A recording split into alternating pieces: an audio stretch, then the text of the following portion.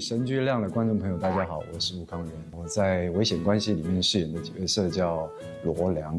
最近《危险关系》正在热播中，我看您微博有发在同步追剧，您有看到一些大家的评价和讨论吗？有团队有传给我看，蛮谢谢大家，有很多的鼓励。当然，我也知道我自己还有很多地方可能可以再加强吧。这也是我大陆的第一部戏，其实我是带着一个很慎重、很紧张的一个态度在面对的，很希望可以融入剧组。你有一定的戏分量，希望不要让选择我的导演失望，甚至是爱奇艺的团队失望。坦白说，像这类的角色，我不觉得是我一个拿手的方式。你总是希望拿出一点新的东西，你总不能说，这个表演以前吴康仁就会的嘛。你总是希望从里面当中可以放一点，也许不曾出现的表情跟演绎的方式。那您追剧的时候有看弹幕之类的吗？团队有告诉我说，就是爱奇艺啊这些剧，其实你是可以开某个功能，你在看剧的时候就会有很多人在上面留言。我之所以会知道这个弹幕很好笑，甚至是大家讨论很热烈，反而是过年的时候发现，因为娘娘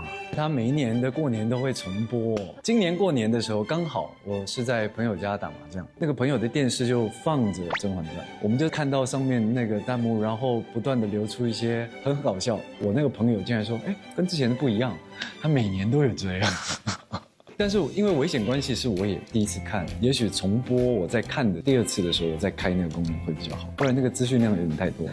的确，孙俪老师的国民度非常高。那除了《甄嬛传》，您之前还有看过哪些她的作品呢？老师后来的《芈月传》，其实我也有看的，甚至是早期的我有翻出来看一些片段，看到她很青涩的时候，甚至是有在跳舞的一些片段，我就哇，多才多艺。直到后来在拍戏的过程，你会发现孙俪老师什么都会，她什么都会。那个是你不跟他对戏，你很难去察觉的。比如说他力气很大，他还会拳击。在中间很多争执戏的时候，大家看可能好像男生略显强势，错了，其实我是被拖着走的。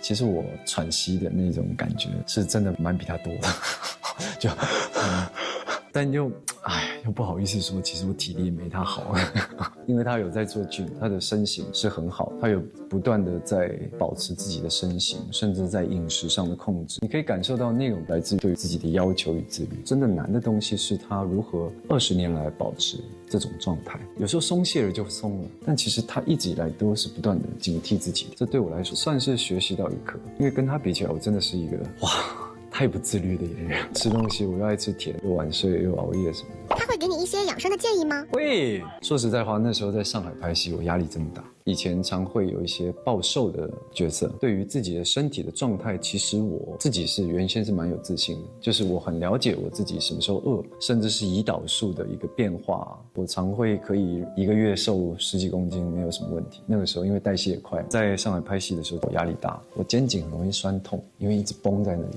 他就说要不要介绍一下按摩的师傅给我认识一下，毕竟他是上海人嘛。合作下来，孙俪老师有没有什么让您印象深刻的？精神力、意志力。这么自律的人，他对于自我的要求相对来说一定是非常高的。比如说我们在拍后半段很多比较炸裂的一些过程，那因为导演的要求其实蛮高的，很多时候我们都来了很多条。那既然来很多条，你的情绪要如何衔接，他就做了一个非常好的示范，就是他的一遍又一遍的能量是很强的。像我有时候可能前几次把力量用完了，可能第5条、第6条需要给我一段时间去酝酿我的情绪。可是在片场，孙俪老师几乎就是不太需要酝酿，说来就来。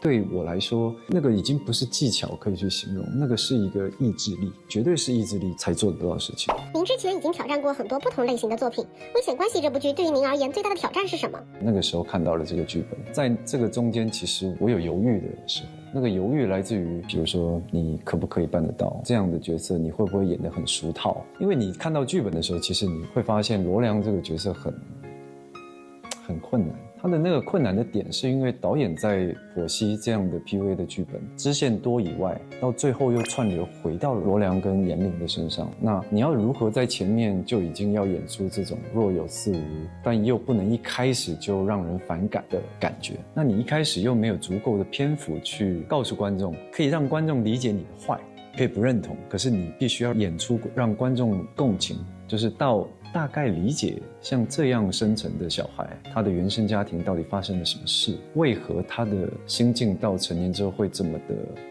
变态。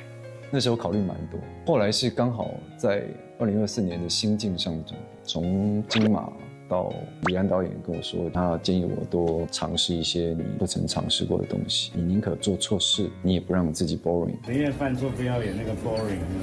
我就觉得我整个人被他看透了，他好像看到你前几年在尝试做的事情，你未必做的全对，但是他觉得你做的是好的，你朝这个方向走是对的。他更加鼓励我，比如说我的口条，你可以再加强，就要去哪里练？你把自己丢到大陆演戏，你的口条想不好你也不行，因为你必须要跟上大家的脚步。都是从那个时候开始，然后后来认识了导演，重点是也相信导演，再加上爱奇艺的团队，那时候真的给了我一个很大的强心针，就是不用担心，他们有很棒的团队，我们应该要一起试试看。那个时候的契机是这样的。那我们聊一聊罗良这个角色，您觉得他是一个怎样的人？蛮复杂的一个人物。我们以结果论来说，他的确是一个不能存在这个世界上的人。我觉得他是个坏人，他是一个反派。罗良他的复杂性来自于他既是一个心理医师，他又是一个很了解人性的一个人。他其实很享受自己生病的状态。之前我们做过很多田野的调查，我们也去了很多上海的医院，比如说我们去看精神科，那时候的医师的分享，很多病人是没有病识感。所谓的病识感，就是这个病人他是否有自我察觉，觉得自己生病了才来看医生，或是他的家属把他拖来看医生，也许他不觉得他自己生病了。很多人是这样的。罗良他自己本身是个医师，他经历了这样的成长过程，再加上他有 PUA 这么多的经历，我自己觉得他非常享受原生家庭带给他的不美满，带着这样不美满、愤怒的态度，甚至是玩味的精神去 PUA 他之后的任何一个对象，甚至享受其中得到的任何的反馈，都会成为他后来的养分。非常病态的一个过程，这是一个循环嘛。对于严玲来说，他也始终是在虐待对方的同时，他也在虐待自己，这就是一个最大的问题。这种人不该存在。您觉得罗良是什么时候决定了选择严玲作为自己的猎物？一开始就决定了吧。其实从一开始听到野百合也有春天的时候，那种代入感是因为姐姐她也唱过这首歌。因为罗良会把别人微信的内容投射在电视上。其实那时候拍摄的时候蛮好笑，我说罗良是近视吗？还是有远视？为什么要投射？但只是增加了一些戏剧效果，有一种类似在观看你的猎物的感觉。一个很上帝的视角，就是我在看着你在做什么。那一场戏导演问我你要做什么，我就说吃水果，有一种被拿捏的感觉。那一天晚上我记得，虽然短短的几秒，然后我吃水果吃到快吐了，一直吃，各个角度吃。但您吃水果看投屏那段，很多观众都说给人一种压迫感。我觉得这也是谢谢摄影师。摄影师郭哥他其实对于角色跟角色之间的对立，上跟下，远跟近，谁高谁低，甚至是其他的镜头，他帮助到演员很多。我自己看也才知道，哦，原来呈现出来有这样的气势。但也许我在演的时候心里在想，怎么还吃啊？怎么导演镜头这么多？开玩笑。您觉得罗良为什么会选择严玲呢？从他不断的在严玲的身上看到了跟他相似的东西，这也是严玲跟罗良之间的缘分最贯穿整部戏的原因，就是罗良跟严玲其实很像，甚至是走到后面有一点类似，都不断的是在泥沼中想要往上爬出来的人，只不过刚好在最后要爬出去的那一刹那，他们两个在泥沼中相遇。剧中罗良是一个精神科医生，在很多时候他所呈现出来对病人的关心和心理辅导，有多少是真心，有多少是带着一定目的的。这个罗良他分得很清楚，其实这也是跟导演在讨论的。他身为一个医生，他在前期对李长宁的关心绝对是真心的。我觉得对于自己的阴暗面跟阳光的那一面，他所做出所谓原则上正确的那一面，他绝对是真心的。他不检点的来自于是他的私人状态，而不是在他公领域的一个状态。其实他的人格相对来说比较分裂，他既想要帮助这个世界上心理受伤的人，但其实他最不想救的人是他自己。所以靠近他的人，跟他有关系的人，绝对不会好过。这个是一个非常病态的一种状态。您觉得前期罗良对严玲的一些举动是在做一种服从性测试吗？绝对。罗良不断的在，其实他有一贯的选择标准，严玲绝对有到达他要选择的标准，他的坚强，他的倔强，他的特色。其实那时候在拍的时候也是不断的跟导演确认这些内容，甚至是我必须要多一份理解，才会理解导演在写这句话的时候为什么要用这种强调的心态。他就是想要测试严玲听到这句话以后会有什么反应，如果他的反应比较过激一点，那我应该用什么反应去回应他？后面就是测试，他决定上钩，我决定撒网。前面都只是一个撒网的过程，他上钩了以后，那就会变成另外一种主仆的关系。他想要利用这样的关系，直到他后半段很炸裂的那些过程，直到他们的婚姻关系出现了。罗良还是想要呈现好爸爸、好丈夫的一个状态，只不过事与愿违，有人打破了我原先的想象。罗良把那些负面的情绪、一切防卫跟方法，就在后面几集是 every day。我觉得后面的严玲真的是过得太苦。罗良在剧中第一次情绪失常是因为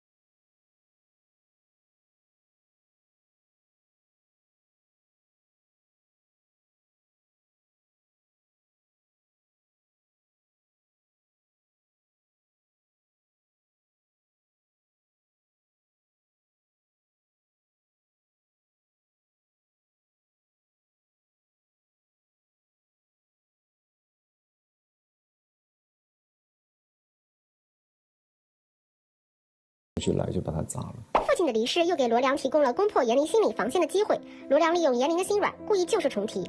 这过程中，他是不是在享受一种玩弄别人心理的感觉？是啊，他就是这样，他很喜欢在伴侣之间演戏，只是他用错地方。如果他平常跟伴侣演戏，用在一些小趣味、小情绪上面，好像是蛮好的。只不过就是他太虐人了。他虐人的同时也在虐待自己，他也从对方的情绪跟反应当中去获得养分，这是一个他最要不得的东西。这也是 PUA 这个名称，甚至它的背后有一个很大的一个部分来自于，就是当你被 PUA 的时候，对你 PUA 的那个人，他获取到的东西不只是强势弱势的问题，而是他从当中获取到的乐趣。我觉得这是一个最要不得的东西。如果一段关系变得不正常，变得不是一个健康的爱情，反而是一种病态的施舍，甚至是乞求，甚至是对立，它变成是一个套路，变成是一个游戏，变成是一个敲诈欺骗的一个工具。当一个人不用真心对待你的时候，其实是非常可恨的。像这种人一定要马上远离他。但远离是一个最难的事情。当你深入其中的时候，我们常说感情是很难抽离。剧中反复出现的大白兔奶糖是有着什么特别的意义吗？因为童年的东西，我觉得除了玩乐被家庭暴力以外，在罗良的身上，我们还少了很多跟姐姐之间的互动。我们给了很多不一样新的 idea， 比如说姐姐喂小朋友吃糖啊，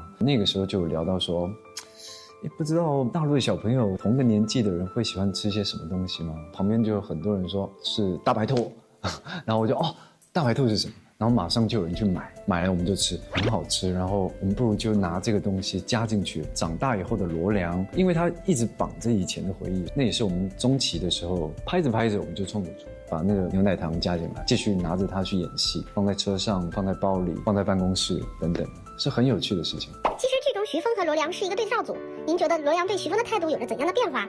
我觉得还是比较复杂，他绝对不是单纯的欣赏，一定是因为徐峰刨出了他一些比较不堪回首的过去，那是最关键的一个节点。罗良既害怕，又要从这个害怕的关系当中找到一个出路。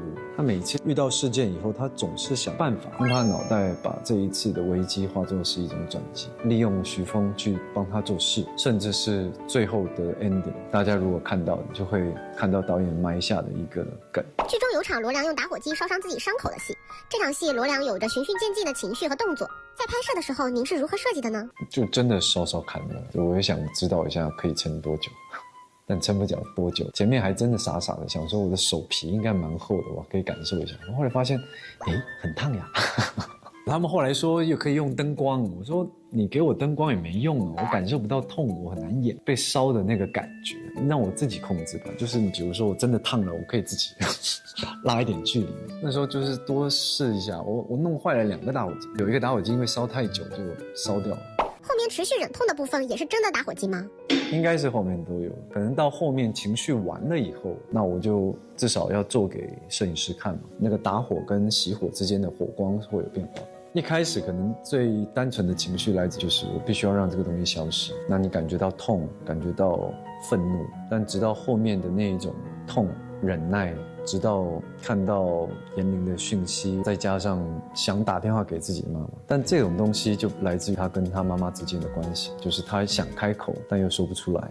罗良和严玲结婚后，罗良真空了严玲的社会关系，开始对她进行精神上的 PUA。从您的角度来看，您觉得罗良的哪个行为会让人不寒而栗呢？他所做的任何事我都不寒而栗。其实从一开始罗良说谎，比如说他在计程车上说接下来还有病人，其实那个时候我自己在看的时候，我就会觉得虽然是我演的，我自己也会觉得哇，怎么说谎说的这么自然。那您觉得当时罗良的哪个行为对严玲而言是致命一击？很多地方对严玲都是致命一击，对严玲来说就好像是一个人不断的泼湿她，然后马上又吹干她。我觉得导演他们真的把很多的案例一定是放在了罗良跟严玲身上。冷暴力也是一种暴力，罗良第一次跟严玲比较大的争吵就是用冷暴力，消失躲房间，这个男的，甚至是他装着监视器，他又开始又扮好人，甚至是因为对方的一句无意的关心，就是你又开始，那你是不是在质疑我？你刚刚在骂我吗？就是你自己在看剧的时候，你哪根筋不对？这个男的，这个当中不放弃一点点严玲所说的做的任何事情，你要从里面吹毛求疵的去挑骨头，挑中那个骨头以后，又拿着那个骨头不断的在人家同一个地方做打击，然后打击完又去秀人家说没事，不痛不痛。我不生气，就觉得那个反复的拉扯，那种反复的推拉，真的会把人家搞疯。他就是想把严玲搞疯，把他搞得跟他一样疯。剧中罗良被性的内容不断逼问羞辱严玲后关上门偷笑，这场戏把一个胜利者的嘴脸演绎得淋漓尽致。当时在现场是怎么找到这个人物的状态和情绪的呢？那场戏就靠两位演员，我们就跟孙俪老师走很多次戏，因为那个动作又不可估算，我们必须把紧凑的台词在拉扯之间说完，那个拉扯又必须要有力道，再加上你又有很多情绪要放在里面，不断的去尝试。其实拍这种拉扯的戏，我多半都蛮担心会受伤。那你身为一个男性演员，你真的很不想要让女性演员受伤。那拍争吵的戏，那种东西就很难避免。但是你又要不断的提醒自己，你应该要在对的时间做出保护行动。因为当演员上头的时候，把自己丢在某种情绪的时候，肾上腺素一切你全部都打开，你的感官也打开，你的痛觉会消失。那个痛觉可能拍完戏以后，你就突然哪里痛哪里受伤，一定都是这样的。所以其实那时候我是很紧张，尽可能的 hold 住对方的状态，因为对手戏演员的情绪都是很宝贵，不能因为你的表现不好去破坏了其他表现好的演员。这种东西很难排练出来，要用撞，那种撞需要一点冒险，那一种冒险需要一点点不安全感。可是我们又不希望别人受伤，希望大家的情绪被摄影机拍到，你会希望把最宝贵的表演留在那最有力气的那几次，就希望最终的呈现观众会喜欢。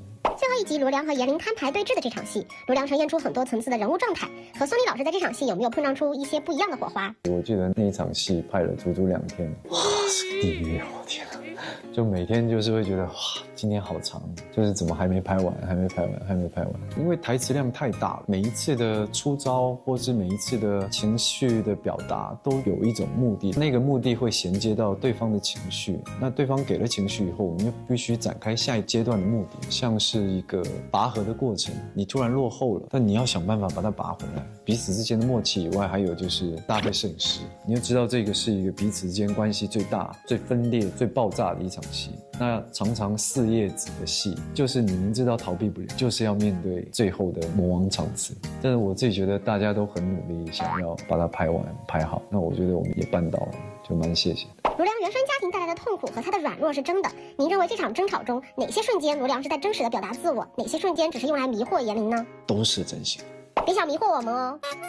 很多段基本上都是迷惑性，比如说一开始被抓到了，开始就要用 PUA 的方式去和好啊，直到严玲跟他摊牌，严玲激怒他，他开始陷入了一个自己的回忆到崩溃，然后崩溃以后他又开始演戏了，他又开始用哭的感觉去求饶演戏，因为我们的每次的走位也搭配着摄影师嘛，就变成是你高我低。其实我们有一点刻意在设计这种东西的一点小小的巧思，他并不是哭到地上，而是他也想在地上呈现一个大男人，他最软弱，他把自己放到最小，我求求你，直到严玲看破他的伎俩，他又马上变成另外一副嘴脸，就是你真的很聪明，我果然没有选错人啊。直到后来他又被严玲摆了一道，原来他刚刚又被录下来，他又生气，他又呈现另外一种与时俱焚的要死大家一起死吧，我要下地狱你也别爬上去。就像我们刚刚就在泥沼当中，谁按着谁的头爬上去，谁就可以得到永生的感觉。最后他又使出了他的大绝招，就是把他妈妈死掉的秘密告诉他。只不过最后我觉得严玲还是保有一丝生而为人的善良，跟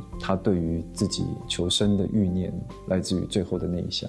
您认为罗良生命中有过真正在乎的人吗？他对自己的亲人都没有放过，他抛弃了姐姐，甚至要牺牲自己的母亲，是什么让他变得如此绝情？我觉得这也是他最病态的地方。当然他自私，自我的求生欲非常的强烈。他一开始被陷害，甚至是被小时候这样的对待，他被欺骗所受的伤，在外人看来只不过就是一个随口说，对他来说他所坚信的事情，可是他又把很多某种寄托放在了别人的身上，把过往的那些痛苦的回忆留在心里，他喜欢那种心里淌血的感觉，然后甚至把那种感觉拿到别人身上做一种玩味跟观察。我觉得他好像不断的在寻找一个跟他旗鼓相当的人，所以我觉得严玲的出现对他来说是一个非常大的吸引力。原来你受的伤不比我少，原来你这么的坚强，可以活到现在，可是为什么现在的你可以这么善良，为什么我没有办法像你这样？我觉得这是他跟严玲最大的差别，就是严玲的善良跟罗良他的不善良摆在一起，罗良的平衡是被打破的。他不允许你过得比我好，所以我要拉着你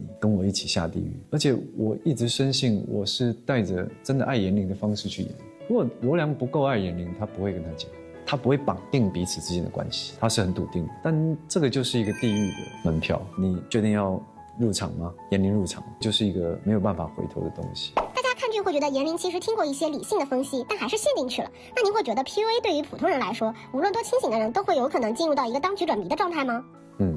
应该都大大小小吧，也不只是戏剧性的放大 PUA 的东西让大家知道，也许我们平常也是在 PUA 别人，情绪勒索。很多家长对小孩都是情绪勒索。一开始的 PUA 可能我们是从感情衍生出来这套系统，甚至是这个词汇，老板也会对员工 PUA。可是到后边，异性朋友之间也会有 PUA。我对你提出不合理的要求，甚至是在那个过程当中用情绪去勒索你，让你感觉到你必须要同情我，你必须要可怜我，你必须不能对不起我。这一切的一切其实都在我们的生活当中不断的出现，只不过戏剧上我们把它放在感情多一点。看完这部反 PUA 题材的剧之后，您最大的感受是什么呢？在我们的生活当中，我们常常会忽略到自己的表达跟情绪，不小心的去伤害别人。我们有时候会忘记自己的身份跟位置，你很容易不小心的去 PUA 了别人。被伤害的人，他的心理的压力跟种种，我们是不知道的。那如何去审视自己，这是一个非常难的事情。我自己也在提醒自己，希望大家如果看到这部戏的时候，如果说你感受到你有正在被别人 PUA 的话，你被人强迫了，那是不是要冷静一下，去思考一下，学习正视自己的感觉，把那个能量收在自己身上，不要不断的付出，然后不断的去做出一些你不愿意做的事情，要勇敢的说 no， 或是停一停，就是先说先不要好不好，先缓缓，让别人从这个当中察觉到你有感受到不舒服。最好的结果是学习尊重你，你要选择离开当然是更好，或是你要学习如何感受到你是一个值得被爱的人，多爱自己一点是一个非常重要的事情。您之前以金鸡华语电影推荐人的身份参加金鸡奖，很多演员表达出对您的欣赏和喜欢。在内地，您有没有想要合作的男演员呢？其实蛮多都可以合作，因为几乎都没有合作过。很多演员的表演我都很欣赏，很多大陆的演员都是非常实力。比如说我很欣赏一龙啊，朱一龙，他的演技真的是很厉害，他的眼神非常有戏。我也很敬佩像传君啊，王传君，我们年纪也相当，如果哪怕有机会可以对到一两场戏，我都觉得会很开心。对我来说，因为人家的身上有的优点你未必有，像一些大陆演员，他们的台词功底非常的好，很多演员他的发音，哇，那个低音炮的，哇，真好听。之前我有听到您在线下活动时表达过非常喜欢欣赏蒋奇明。蒋奇明就不用说了，哪有在增加？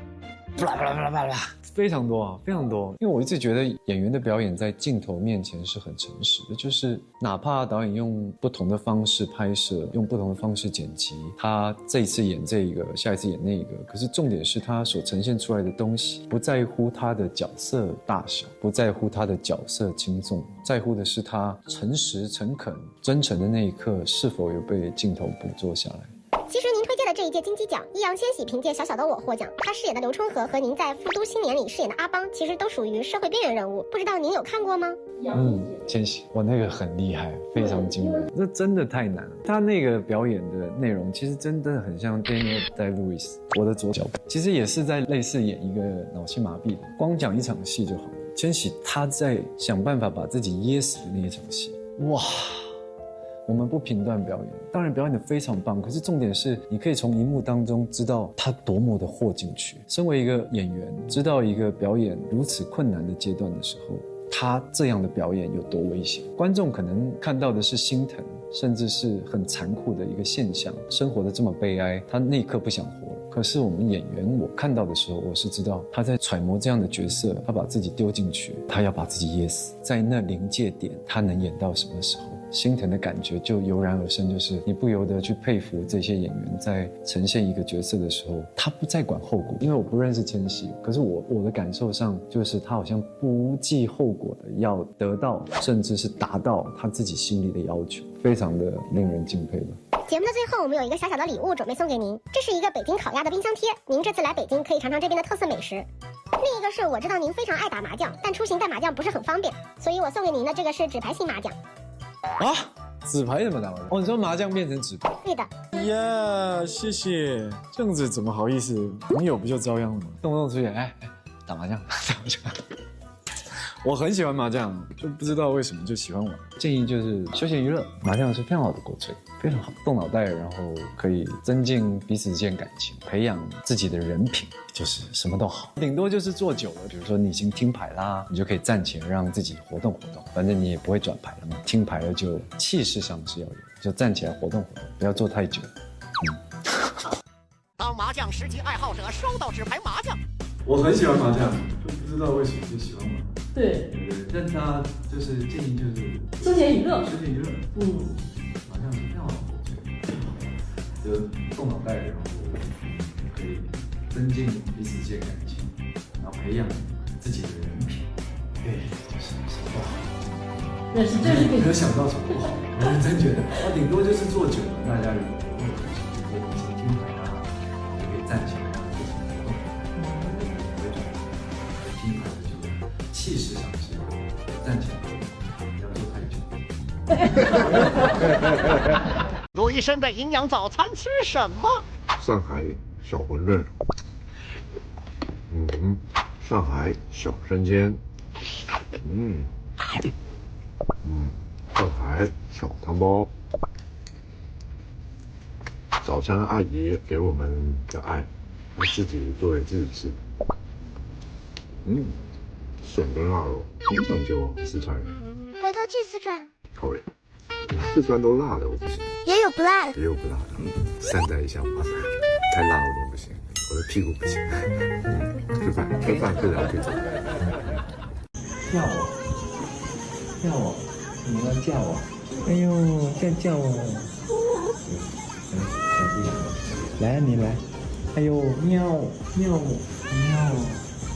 喵喵喵，你也喵喵，你来，几岁？你几岁？应该只有2岁。喵喵，我发也好漂亮啊，这颜色。